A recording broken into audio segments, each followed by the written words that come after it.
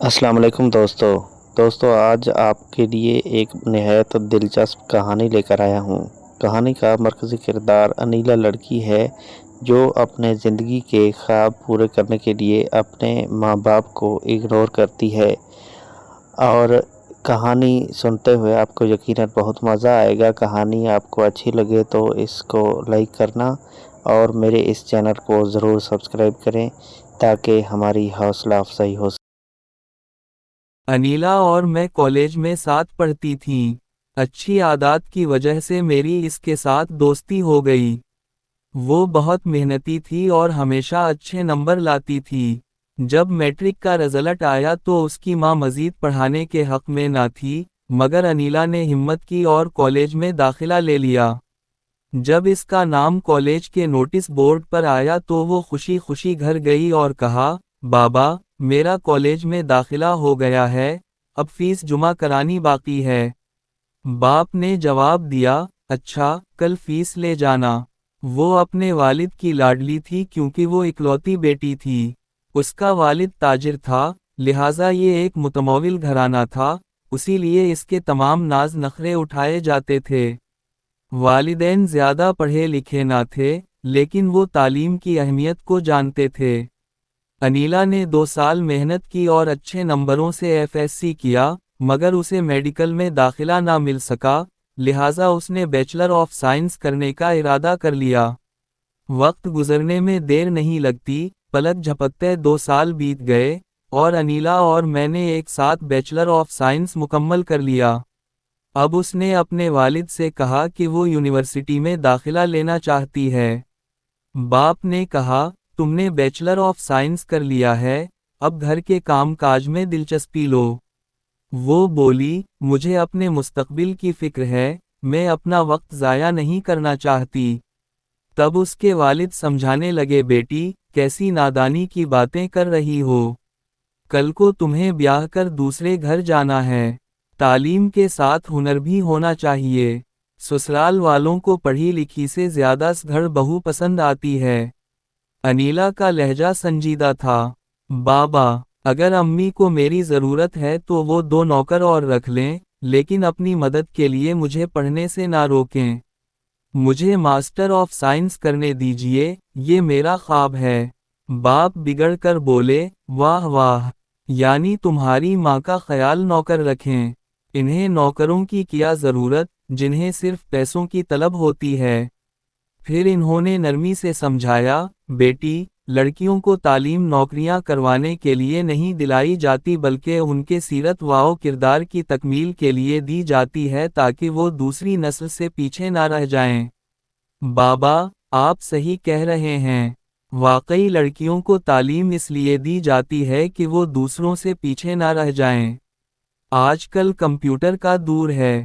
اگر ہم جدید تعلیم حاصل نہ کر پائیں تو یقیناً پیچھے رہ جائیں گے۔ یہ بات ان کے دل کو لگی کیونکہ بابا خود اس عمر میں کمپیوٹر سیکھ رہے تھے۔ آخر کار انہوں نے ہی ہتھیار ڈال دیے، اور انیلا نے ماسٹر آف سائنس میں داخلہ لے لیا۔ اس نے اپنے سبجیکٹ میں ٹاپ کیا اور اسے گولڈ میڈل ملا۔ بعد میں کینیڈا سے نوکری کی آفر آ گئی تو اس کی خوشی کا ٹھکانہ نہ رہا۔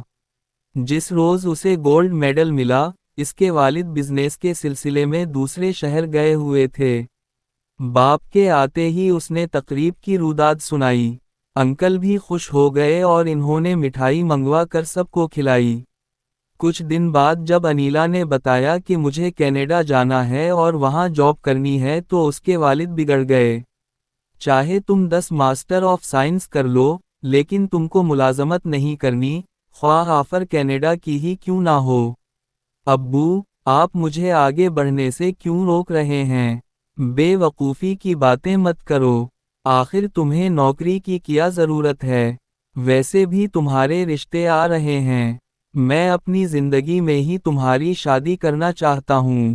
بابا، مجھے شادی سے کوئی دلچسپی نہیں ہے۔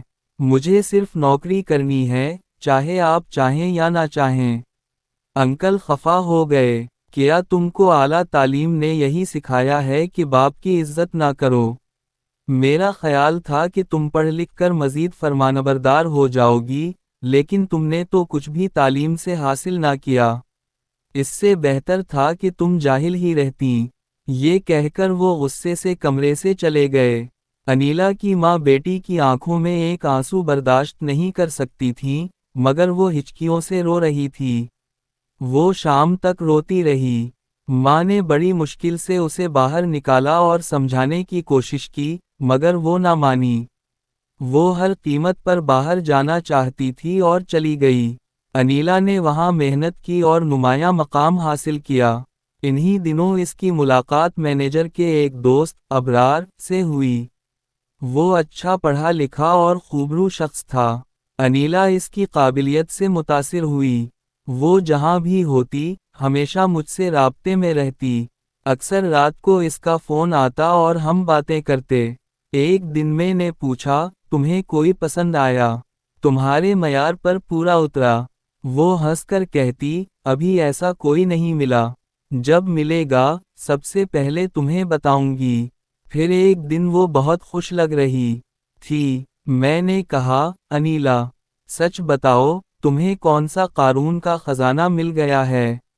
وہ بولی، مجھے واقعی قارون کا خزانہ ہی ملا ہے، اور وہ ہے ایک ایسا شخص جو بہت پڑھا لکھا ہے۔ اس کا نام ابرار ہے۔ کب شادی کر رہی ہو؟ یہ بعد میں بتاؤں گی، ابھی کچھ پتہ نہیں۔ کچھ دن وہ ایسے ہی ابرار کی باتیں کرتی رہی، پھر ایک دن خوشخبری سنائی کہ اس نے ابرار سے شادی کر لی ہے۔ میں نے کہا، مبارک ہو، لیکن امی ابو سے بھی تو دعائیں لے لیتیں۔ وہ خاموش ہو گئی، پھر بولی، بابا تو ابھی تک مجھ سے ناراض ہیں۔ فون بھی کروں تو بات نہیں کریں گے۔ میں نے کہا، ایک بار کوشش تو کرتیں کی تھی، لیکن وہاں سے وہی جواب ملا کہ تم ہمارے لیے مر چکی ہو۔ یہ سن کر میں خاموش ہو گئی۔ پھر وہ ابرار کی باتیں کرتی رہی، اور میں سنتی رہی۔ وہ بے غرض نہ تھا، بلکہ مفاد پرست تھا۔ شادی کے کچھ عرصے بعد اس نے اپنی مالی مشکلات کا بہانہ بنا کر انیلا کا اکاؤنٹ اپنے نام کروا لیا۔ وقت کے ساتھ اس نے اسے خوب لوٹا، یہاں تک کہ جب قرض اتارنے کی نوبت آئی، تو ابرار نے کہا، یہ قرض تم نے لیا ہے، تم ہی لوٹاؤ گی۔ یہ سن کر انیلا ششدر رہ گئی۔ اس نے زیور بیچ کر قرض کا کچھ حصہ ادا کیا، مگر باقی رقم کے لیے بے بس تھی۔ ایک دن انیلا کی طبیعت خراب تھی۔ ابرار باہر سے آیا اور کھانا مانگنے لگا۔ انیلا نے جواب دیا کہ اس نے آج کچھ نہیں پکایا ہے۔ اس پر ابرار کو غصہ چڑھ گیا۔ اس نے کہا کہ ایک تو میں تھکا ماندہ گھر آیا ہوں، اوپر سے تم ادائیں دکھا رہی ہو۔ گھر سے بھاگ کر آنے والی لڑکیاں ایسی ہی ہوتی ہیں۔ مجھے پتا ہوتا کہ تم ایسی بیکار عورت ہو، تو میں تم سے کبھی شادی نہ کرتا۔ میں نے تو سنا تھا کہ تم امیر تاجر کی بیٹی ہو اور تمہارے پاس ہیرے کے سیٹ ہیں۔ آخر وہ سیٹ کہاں ہیں؟ ان کو فروخت کر کے باقی قرضہ اتار سکتی ہو۔ روز روز کی لڑائی سے انیلا بیمار رہنے لگی۔ پھر ایک دن معمولی سی بات پر ابرار نے اس کے منہ پر تھپڑ رسید کر دیا۔ وہ اس اہانت کے لیے تیار نہ تھی، پھوٹ پھوٹ کر رونے لگی۔ آج اسے اپنے باپ کے وہ الفاظ یاد آ رہے تھے کہ ڈگریاں کچھ نہیں، اصل چیز انسانیت اور اخلاق ہے۔ اس نے بتایا کہ ہیرے کے سیٹ تو وہ پاکستان میں ہی چھوڑ آئی تھی، اپنے ساتھ صرف سونے کے چند زیورات ہی لے گئی تھی۔ بہرحال، اس لڑائی کے بعد ابرار چلا گیا اور پھر واپس نہ آیا۔ بیچاری اس کی پریشانی میں کوئی کام بھی نہ کر سکتی تھی کیونکہ اسے اپنے شوہر سے واقعی محبت تھی۔ ٹینشن کی وجہ سے بیمار پڑ گئی اور نوکری بھی چھوٹ گئی۔ دفتر کی طرف سے ملا ہوا فلیٹ بھی خالی کرنا پڑا۔ انیلا نے مجھے خط لکھا کہ جاب چھوڑ دی ہے اور اب گوروں کا ملک بھی چھوڑنا پڑے گا۔ یہاں کی نوکری بھی سخت ہوتی ہے۔ سوچتی ہوں پاکستان آ کر کیا کروں گی، کہاں جاؤں گی۔ بابا بہت یاد آتے ہیں۔ مجھے انیلا پر بہت غصہ آیا اور رحم بھی۔ غصہ اس بات پر کہ ترقی کے شوق میں اس نے یہ سب کیوں نہ سوچا۔ جاتے وقت میں نے بھی سمجھایا تھا کہ ماں باپ کی دعا لے کر ہی اولاد کامیاب ہوتی ہے اور سچی خوشیاں ملتی ہیں۔ پہلے ان کو راضی کر کے ان کی دعائیں لو، پھر جانا، مگر وہ نہیں مانی۔ اس کی آنکھوں میں تو اپنے خواب تھے۔ پھر شادی کے لیے اس کا انتخاب غلط ثابت ہوا، پھر بھی وہ ایسے شخص پر سب کچھ لٹاتی رہی جو اس کے ساتھ مخلص نہیں تھا۔ وہ چاہتی تو ابرار کے خلاف کارروائی کر سکتی تھی، لیکن اس نے ایسا نہ کیا۔ وہ ایک چھوٹے سے کمرے میں رہ کر نوکری تلاش کرنے لگی۔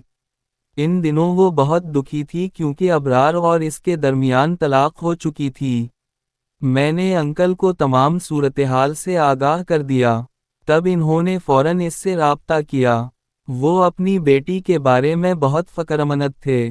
جب انیلا حد درجہ مایوس تھی، اسے ایک خط موصول ہوا، جو اس کے باپ کی طرف سے تھا۔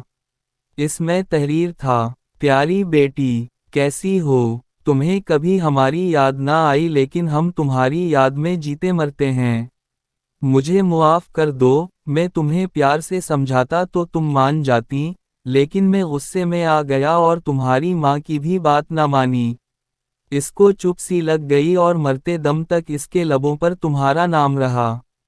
شاید تمہیں علم نہیں کہ ان کی موت کو آج چوتھا دن ہے۔ میں تم کو یہ اطلاع دینے والا تھا، یہ مت سمجھنا کہ مجھے تمہاری پرواہ نہ تھی۔ میرے پاس تمہاری کمپنی کا ایڈریس تھا۔ میں تمہارے بارے میں جانتا ہوں کہ تم اکیلی ہو۔ انیلا، میں چاہتا ہوں کہ تم واپس آ جاؤ۔ گھر کے دروازے تمہارے لیے کھلے ہیں اور میری آنکھیں تمہاری دید کی منتظر ہیں۔ تمہارا بابا۔ جب اس نے یہ خط پڑھا، تو آنسوؤں کی لڑیاں اس کے رخساروں پر بہنے لگیں۔ وہ سوچ رہی تھی کہ واقعی والدین اتنے عظیم ہوتے ہیں، ان کے دل دریاؤں جیسے ہوتے ہیں۔ اس نے مجھے فون کر کے اپنے بابا کا خط سنایا اور بولی، خط پڑھ کر میں جی بھر کر رونا چاہتی تھی تاکہ ان 3 سالوں کو اپنے ذہن سے دھو ڈالوں، مگر ماں کی موت کے دکھ نے مجھے تمام رات رلایا، ایک پل کو بھی سونے نہ دیا۔ اے کاش میں اپنے وطن میں ہوتی اور آخری لمحات میں اپنی پیاری ماں کے پاس ہوتی۔ آج انیلا ایک کامیاب بزنس ویمن ہے، مگر اس کی زندگی کے تجربات اسے ہمیشہ یاد رہیں گے۔ اس کے والد کا انتخاب صحیح ثابت ہوا۔ اس نے اپنے والد کا کاروبار سنبھال لیا اور زندگی کے نشیب و فراز سے سیکھ کر مزید مضبوط ہو گئی۔ اس نے سمجھ لیا کہ والدین کے فیصلے ہمیشہ اولاد کے حق میں بہتر ہوتے ہیں، کیونکہ ان کے پاس زیادہ تجربہ اور دور اندیشی ہوتی ہے۔